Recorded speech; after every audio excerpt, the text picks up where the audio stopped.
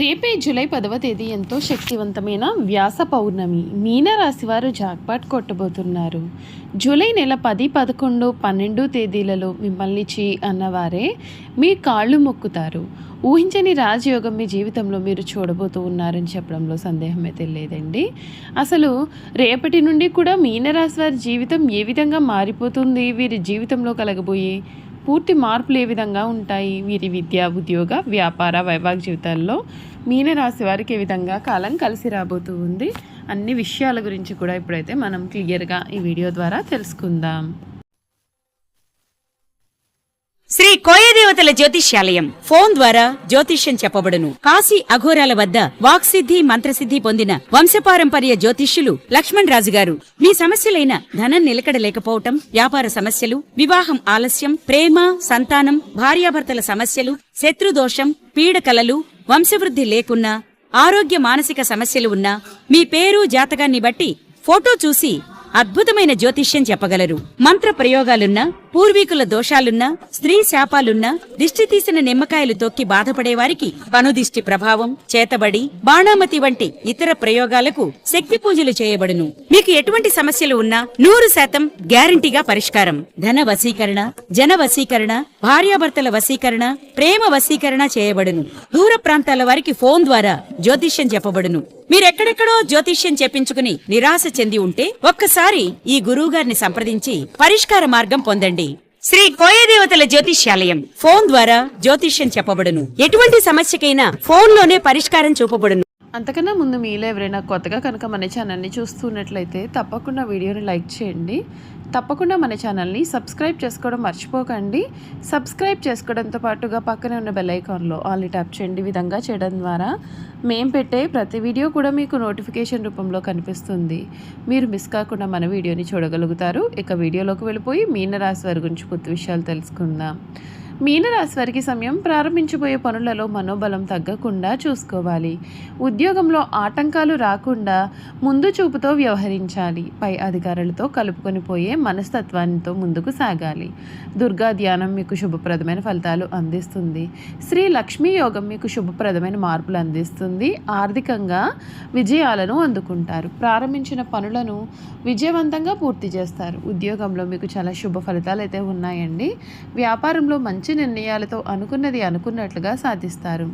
ఈశ్వర ధ్యానం మీకు చాలా మేలును కలిగిస్తుందని చెప్పడంలో సందేహం లేదు.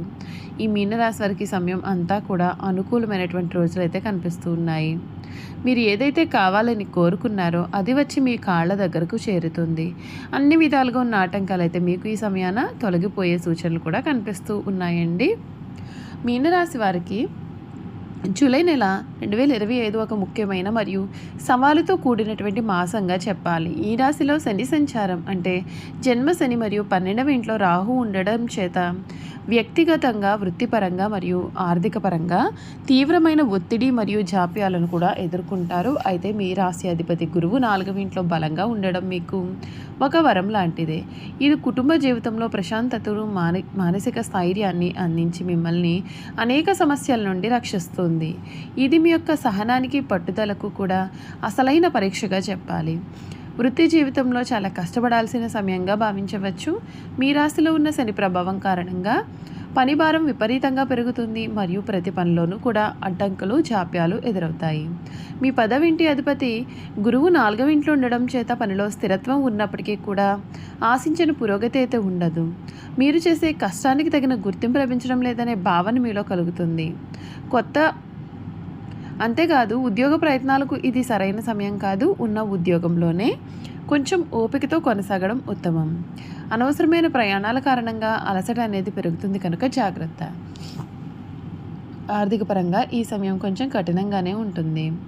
మీ 12వ అంటే వ్యయస్థానంలో రాహు ఉండడం మరియు శని కూడా వ్యయాధిపతిగా ఈ రాశిలో ఉండడం చేత ఊహించని ఖర్చులు అనేవి విపరీతంగా పెరుగుతాయి. ఆసుపత్రి ఖర్చులు, పాత అప్పులు తీర్చడము లేదా అనవసరమైన ప్రయాణాల కారణంగా డబ్బు ఖర్చు అయిపోతూ ఉంటుంది. ఆదాయం అయితే ఆశించిన స్థాయిలో అయితే ఉండదు.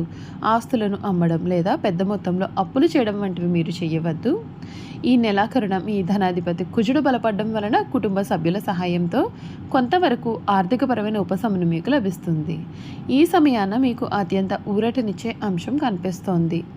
మీ కుటుంబ జీవితము మీ యొక్క రాశ్యాధిపతి సుఖ స్థానాధిపతి అయిన గురువు 4వ ఇంట్లో ఉండడం ఒక హంస యోగం, ఒక అద్భుతమైన యోగం లాంటిదే. కుటుంబ సభ్యుల నుండి ముఖ్యంగా తల్లిగారి నుండి మీకు పూర్తి మద్దతు అయితే కలుగుతుంది. ఇంట్లో చాలా ప్రశాంతమైన ఆధ్యాత్మికమైనటువంటి వాతావరణం కూడా నెలకొంటుంది. మీ సమస్యల నుండి సేద తీరడానికి మీ ఇల్లే మీకు ఒక కోటలాగా పనిచేస్తుంది. మీ జీవిత భాగస్వామి వారి యొక్క వృత్తిలో అభివృద్ధి సాధిస్తారు. పిల్లల విషయంలో కూడా చక్కగా రాణిస్తారు. ఆరోగ్యపరంగా ఇది సాధారణంగా ఉంటుంది. మీ రాశిలో శని ఉండడం చేత శరీర నొప్పులు, నీరసము, అలసట మరియు వాత సంబంధిత సమస్యలు కూడా తరచుగా ఇబ్బందులు కలిగిస్తాయండి.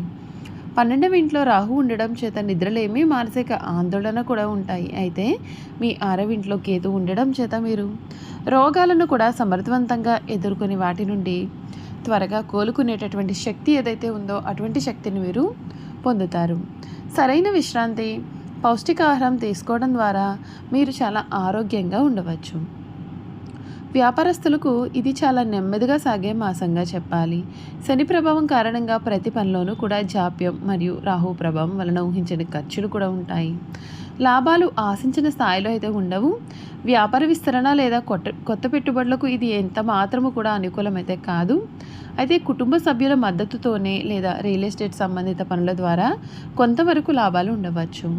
ఈ నెల వ్యాపారంలో మార్పులు జరిగే అవకాశం ఉంటుంది. విద్యార్థులకి సమయం మిశ్రమ ఫలితాలు అయితే అందిస్తుంది.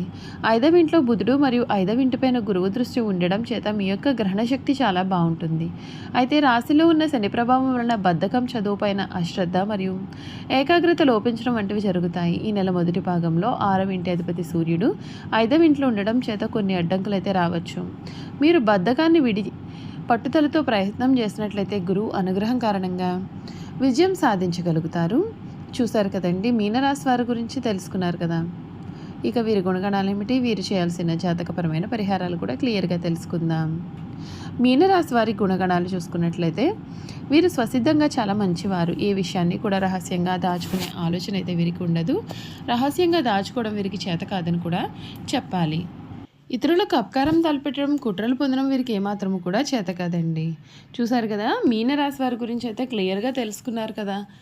ఈ వీడియో కనుక మీకు నచ్చినట్లయితే తప్పకుండా వీడియోని లైక్ చేయండి. తప్పకుండా మన ఛానల్ని సబ్స్క్రైబ్ చేసుకోవడం మర్చిపోకండి. సబ్స్క్రైబ్ చేసుకోవడంతో పాటుగా పక్కనే ఉన్న బెల్ ఐకాన్లో ఆల్ని ట్యాప్ చేయండి. ఈ విధంగా చేయడం ద్వారా మేము పెట్టే ప్రతి వీడియో కూడా మీకు నోటిఫికేషన్ రూపంలో కనిపిస్తుంది. మీరు మిస్ కాకుండా మన వీడియోని చూడగలుగుతారు. అలాగే మీనరాశిలో మీ స్నేహితులు కానీ కుటుంబ సభ్యులు కానీ ఎవరైనా ఉన్నట్లయితే తప్పకుండా మన వీడియోని వారితో షేర్ చేయడం మాత్రం అసలు మర్చిపోకండి. Thank you for watching.